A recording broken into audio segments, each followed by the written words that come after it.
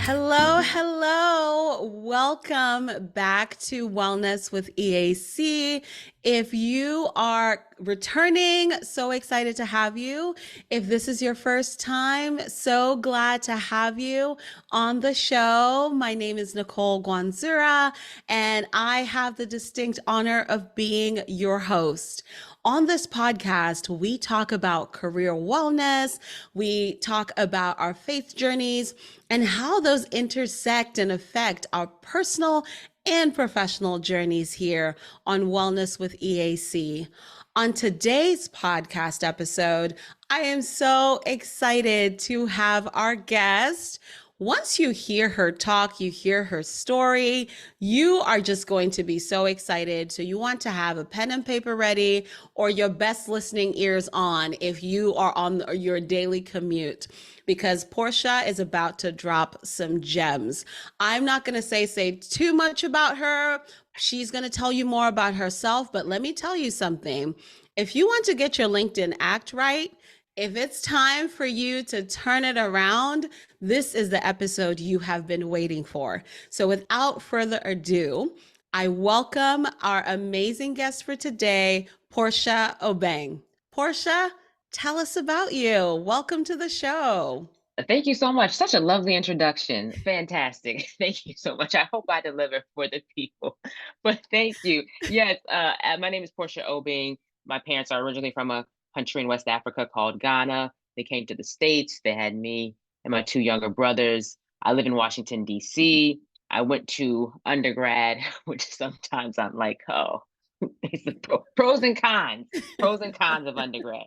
But in undergrad, I studied marketing, and in my business now, I essentially market people, help them level up on LinkedIn. I help women gain clarity and confidence about the work that they do so that they can make more money. And I use Mm, LinkedIn as a tool to do that. And then on the corporate side, I also do corporate training where I help employees gain their personal, strengthen their personal brands, and then present themselves essentially as spokespersons for their companies and being great brand advocates for their companies on LinkedIn. So that's the mm. work that I do. And I'm very happy to be talking with you today. Oh, I love that. And I can't wait to dive deeper into it, because what it sounds like is you cannot, if you want to learn how to be your best advocate, if you want to learn how to utilize LinkedIn to help it help you be your best self on the corporate side, on the personal side, trying to get a job site, build your business site, you are in for a treat. So, okay, you told us a little bit. You studied marketing in undergrad, and now you have this amazing business. Help us fill in the gap a little bit. So, what did that journey look like? Maybe give us a little bit of a glimpse into that educational background, and when that shift happened as you came into your professional working background into now just doing it for yourself. Oh man, that's a great question.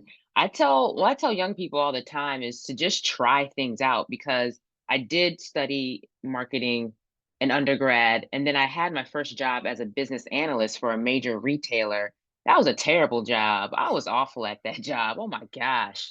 I stayed for a year and I was done with them.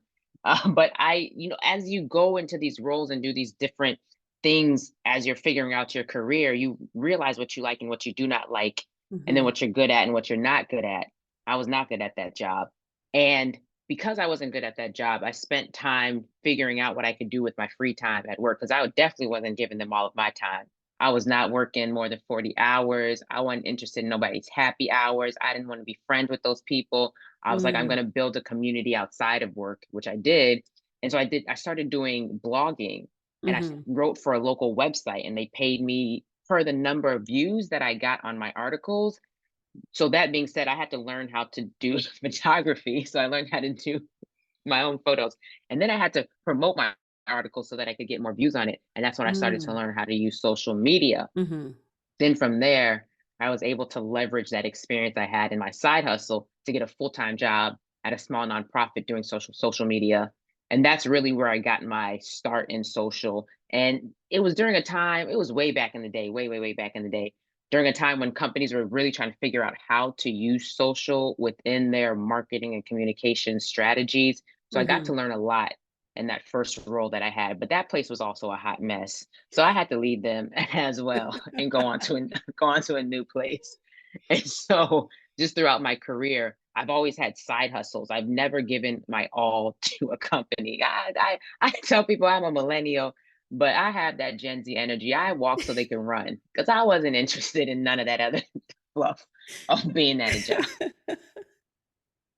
So, so from there, I've had the different side hustles, and eventually I got to doing side hustles of resumes and LinkedIn profiles. Hmm. And again, you just start figuring out what it is, what you like doing, what you don't like doing.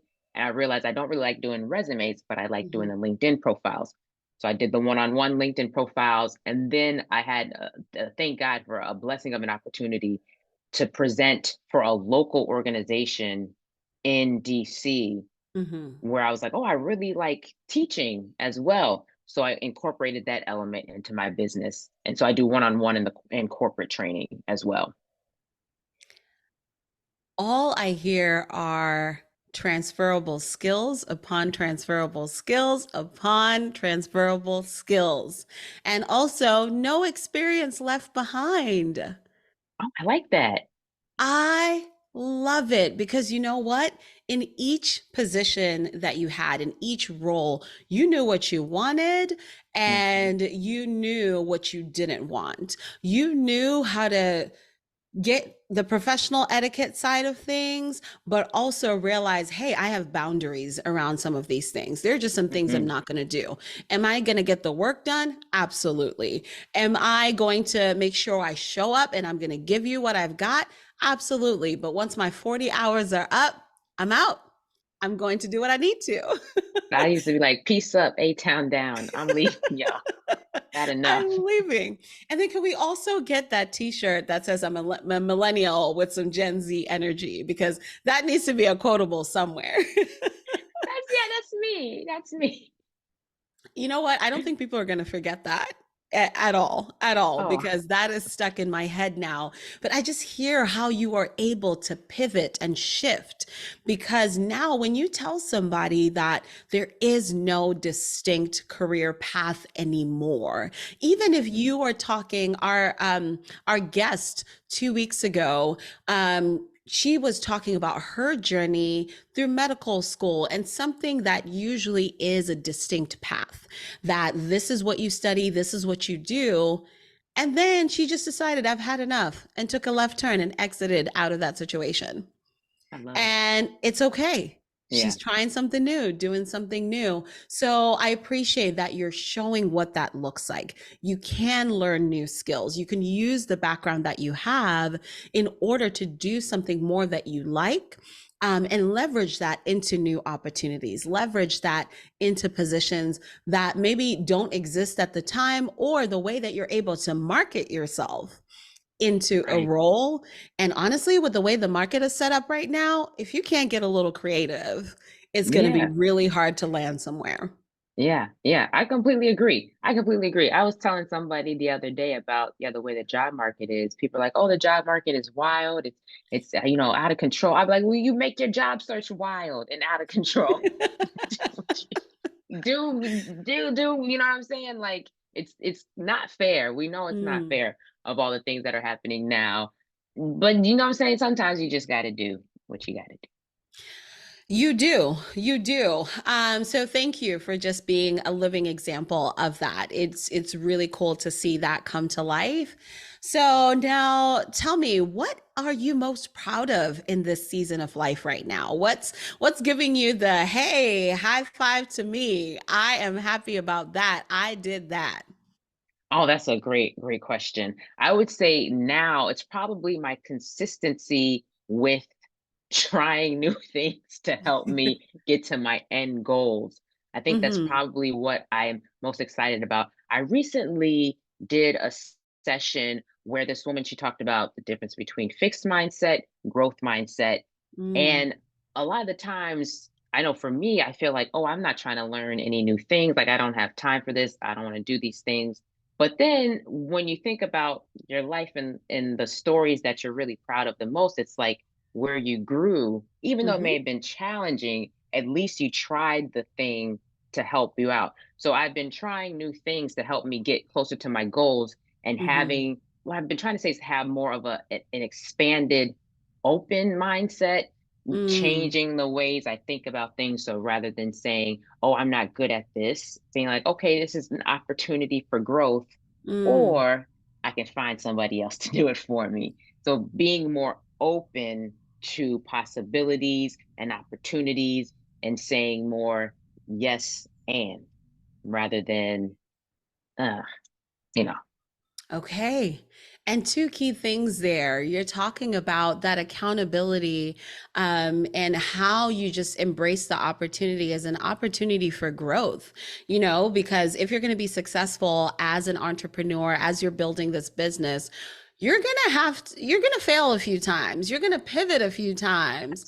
And if you're just walking around feeling like, oh, I'm just a failure, woe is me, it's never going to work out, oh, why didn't this thing happen? Instead of looking at it, well, okay, this thing didn't work out in the way I imagined it to, but my mindset is set up for growth. So, what did I learn from this? What do I need to pivot from? What do I need to shift? Or maybe the timing wasn't even right. My preparation was right, but the timing of the situation wasn't. So maybe I need to wait, read the room another time, and then come back to it. And then another thing that you said that I loved, that I'm trying to embrace for 2024, find somebody else who can do it. Yeah. Get Find somebody else somebody to do else. Get it. somebody else to do it. As you own your business, you're running your business, even things at home, whatever it is, whatever you're dealing with life. Yes. I like to know at least a little bit of everything that's going on in the business. But Right. then I want to find out who knows it even better than I do so that I can hand that thing over to them, but know enough when I'm about to get bamboozled because I'm still going to be really That aware. that's You're the not going key to right fool there. me. Hmm. So I need to know a little bit and what kind of outcomes I'm looking for, and then let you do your thing because you know the tools, the know-how, whatever. I can do the basics on a LinkedIn. I could maybe read a tutorial, but I know I need to bring in the expert to help me turn it around because if I'm trying to achieve something, I need to bring in the expert to do that. Because just simply filling in some things, I don't know about the keywords. I don't know about what's searchable where. I don't know what my headline should fully look like. What do I even do with that description? You find somebody else who can do it. Correct. No, I mean, Yes. that's the way to go. That's the way. Even in your house, I like that part. Yes, even in your house, find somebody else to do it. Invest your time wisely, as they say. Find somebody else to clean your house. Yes. That's my Yes, motto. yes, Yes. that's your motto. Find somebody else to do it. Oh, Portia, this is awesome. And kudos to you for that consistency, for that mindset that you have. That's where it starts, and that's where it keeps you, Yeah. as you're growing and figuring out what's next.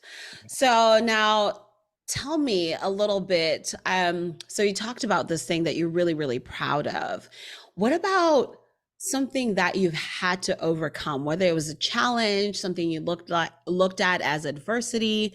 What is something that you have overcome that you're looking back at your journey and saying, wow, that maybe could have broke me, but it didn't. That thing, it shook me, but I'm still standing. Oh, yeah. Fantastic question as well. I feel like my professional career, period. Point blank I period. mean, I mean, I'm just like, what in the literal earth was is like, what in the earth? I have a natural doctor. I have a primary care physician also, and then a natural doctor. And I Mm-hmm. would talk to her and be like, what is going on with my career? She was like, well, you are a Black woman in America. And I was like, oh, thank you for keeping it real, keeping it real. But I would say, I mean, I have had every job I have had.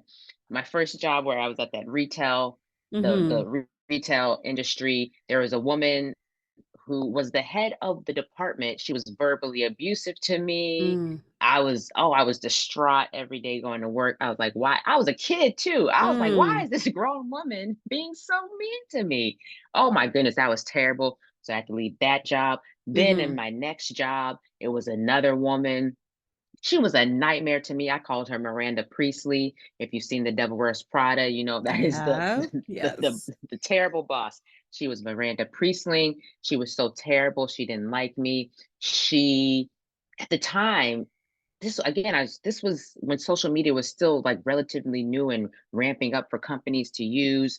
And she somehow convinced senior leadership that they didn't need social media anymore, so they didn't need my position. So I was laid off from that job because she Mm, really didn't like me. Oh, that was terrible. Then I had the job after that where my manager, yeah, I would call her a manager and not a leader, because she didn't set me up for like opportunities for growth. Like mm, girl, it was terrible. Then my other job after that, it was another woman who was horrible to me, mm. like undermined my work, went behind my back.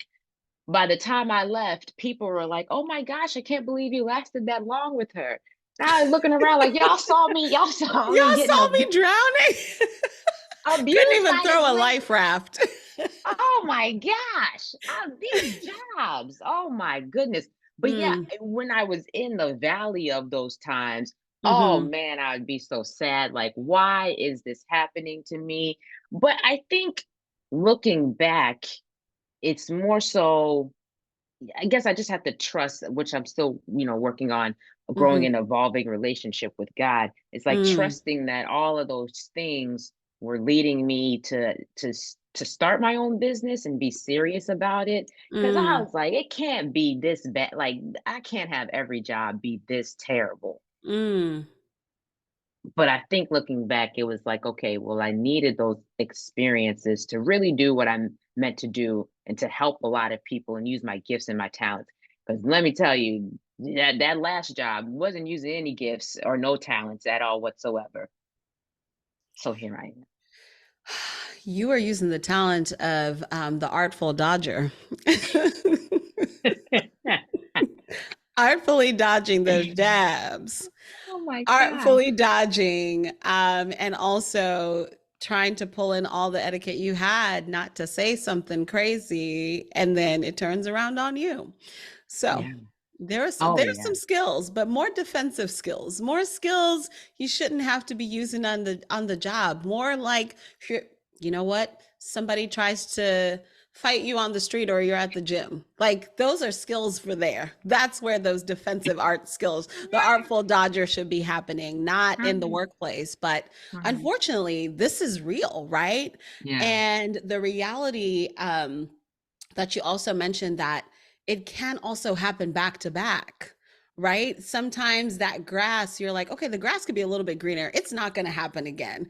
God, that lightning is not going to strike twice. And then it did. It did. It did. Over and over. But let me tell you what I've had to repeat to myself over and again. I had to keep repeating scripture. Okay, it's all working out for my good, right? Because the word says, God is working all things, not just good things, Right. all things together for the good of those who love him and are called according to his purpose. Right. So if you're Right. called according to his purpose, and Jesus had to go through some suffering, but you're a co-heir, you're going to go through a few things Yeah. That's what I had to remind myself. before you inherit Oh, the kingdom treasures, before I now you're know. walking in this. Because how can you now tell somebody in a corporate setting, in just a woman really growing in their experience? You can tell them because you've been there. You can Right. resonate with them because if you had been happy, dandy, jolly the whole time, beautiful, but our world is too broken for that. And Right. so somebody needed to hear your testimony. Somebody's going to overcome because of what you have been through. Yes. So, I look, have to not trust it. Amen. trust that process. I'm not saying I'm excited that Miranda Priestley and all that was happening. But I love that you're also just taking that and the perspective again, mindset. around it and what you're doing with it Yeah. now, because you could have just been saying, look, I had too many issues in these jobs, too many of these things. I'm just going to go bury my head in the sand somewhere, or just work in some job until I don't know, whenever, and I don't want to deal with Right. people anymore. I don't want to work in Right. these environments anymore. But you turn that into what you're doing today to help others thrive, and I appreciate that about you. Oh, thank you. Yes, yes. So now thinking into now we're coming down to our last two questions. Um is there anything differently when you're looking at your journey? This could be, just in the last couple of years as you've just been developing over your career, or maybe just as you've started your business. Is there any one thing that you would do differently? Yeah, it's so interesting because as we were talking about trust in the process, trust in your path, Mm-hmm. and everything working out for your good, which I have to tell myself often because I'd be like, "What is this nonsense, God?" I'd be like, "God, what is going on? What are you doing?" And it's like, "Oh, girl, you don't know anything." But anyways, so it's like I do have to trust this path and this process. But Mm-hmm. every time I think about undergrad, I'm like, what a waste of my time of Mm. being in the B school. So within my where I went to undergrad, you apply to go to the undergrad B school, and you essentially have a 2-year program, kind of like the MBA students do. Okay. And I was in school with these professors who have all of this experience, all of this work experience, all of this life experience.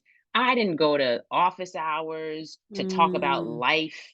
I didn't like get information about, what would you recommend for somebody with my skill set? What type of Mm. work would you recommend that I do? I didn't ask any of them if they ever started their own businesses. Like, Mhm. what was your process for starting a business? Looking back, I wish I had started a business in undergrad and Mhm. leveraged the millions of dollars of knowledge that my professors had. I would have really not cared about those classes and been like, I can get good enough grades, to pass. I would have tapped into all of that knowledge that the professors had and started my business and then gone from there. I wish, looking back Mhm. on it, I was like, I went to a premium undergrad business program. Like, these people are top-notch professors with Mm. tons of knowledge. Like, what was I thinking looking back? And so if I would tell a young person, if you are interested in pursuing a degree in business, just know that they're not going to teach you how to start a business. They're going to teach you how to be a great employee for other people's businesses. But Right. if you do have access to your professors, you can tap into their knowledge. Like, if you're interested in marketing your business, ask your marketing professor for help. Like, Mm. looking back, that's the one thing I wish. That's something right there, because you weren't thinking about it. I wasn't thinking about it. I mean, I remember asking for some opportunities here and there. And now I talk to my professors years later and I Right, ask questions, but there's just something about doing it in undergrad when you're just still just this, very, very curious young adult. And, there's so much that's happening right there. And I love that a number of college campuses are starting to bring in offices that will help in more entrepreneurship classes and innovation labs, and right. these things that are built in. But still, if you don't ask about it, you're not going to find out about it. You hear about That it part. once at the club fair, you hear about it another time in University 100, but if you don't pursue it, then you look back and think, I could have started, I could have Right, applied, I could have done this thing. So thank you for sharing that. I think that's a really great message for any young person right now that is navigating their journey and trying to decide, what am I going to do in college? Am I going to go to college? What skill sets do I right, possess? How do I utilize them best? And who do I ask for help? you right, right. know so thank you for sharing that. Of My course. last question to you, Portia, is what does wellness mean to you? Oh man, that's a great question. So, wellness to me is peace of mind and Mm. freedom. Just having a peace of mind being like, okay, maybe everything in my life is not as I want it to be, but just being at peace, not being filled with anxiety and Mm, worry, being able to just enjoy your life, even the small things in life, being able to take a walk. And like, I love to stand in the sun, especially in the wintertime, like being able to go outside, being able to mhm, stop and look at the moon and the little bit of stars that we get to see living in a city area. It's not like we live in the well, I don't live in the country area where I could look up and see stars, but the little stars that I get to see, that kind of mm, stuff means wellness to me. Being able to ease into my mornings, that's mhm, wellness to me. Not being, up and rushing around, being able to wake up and exercise and stretch and listen to worship music and pray, being able to mm, have that time, being able to have freedom, all those things mean wellness to me is really focusing on your peace of mind. mm. Oh, peace of mind. That is very valuable. Yeah. That is really important. I appreciate you sharing that, and especially about easing into your morning and then taking that time at the end of the day and observing, looking for the stars, looking for those small details, because our days are just filled with Right. so much that's happening. And if we let it and don't prioritize, then you end up just, at the end of the day, you're just thinking about what else you didn't get done, what else you need to Right. do, what more needs to happen, how much of something you didn't do. But if you're literally, there's that saying, stop and smell the roses. But now stop and look up at the sky, look for the stars, The stars. search for the stars. And if you have the privilege of living somewhere where you can see more than a few stars at I night, know. you can see the Big Dipper. My daughter is learning so much right now. She's in kindergarten and learning so much about life and all life subjects. And she's like, oh, mommy, oh, there's a Big Dipper. Can we look in the sky tonight to see if it's going to be there? That's beautiful. And right, those are the little things she's Right. focused on. That's wellness to her right now. Right. So thank you for that beautiful reminder. And oh, Portia, this has been fun. Anytime I get to talk to you, I guaranteed to chuckle, because there's Yes. always Say. going to be something fun, but learning Hey, something. There's always inspiration coming out of conversation with you. And you're thank so you. unapologetically, authentically you. Thank And I cannot wait you. for everybody to hear from you and Oh, to thank learn you. from you. And how do we keep in touch with you? How do the people get to Portia Obeng? How do they get their come up on LinkedIn? How do they get their act all set? How does a corporation come and connect with the Portia Obeng? Oh, thank you so much. I actually thought about something when we were Mm, talking about talking to our professors. One yes. thing I would also recommend is connecting with your professors on LinkedIn. That Mm, is going to help you in the long run. But mm-hmm, speaking of LinkedIn, it's probably the easiest way you can find me. I share a lot of advice about careers, about LinkedIn, mindset on my LinkedIn profile. Create a lot of content there. So Portia Obing, if you find me on LinkedIn, but don't follow me because you have the option to follow somebody or connect with them. If you follow mm-hmm. me, you're only be following my content. Whereas if you connect with me, you can send me messages. If you have a question, I probably have content that I've created that answers the question. So that's the main place to find me. And then I create TikToks as well. We'll see if TikTok is it's still gonna be around. They just playing it's election year, so they being wild. These people being wild. Oh my gosh, these wild people.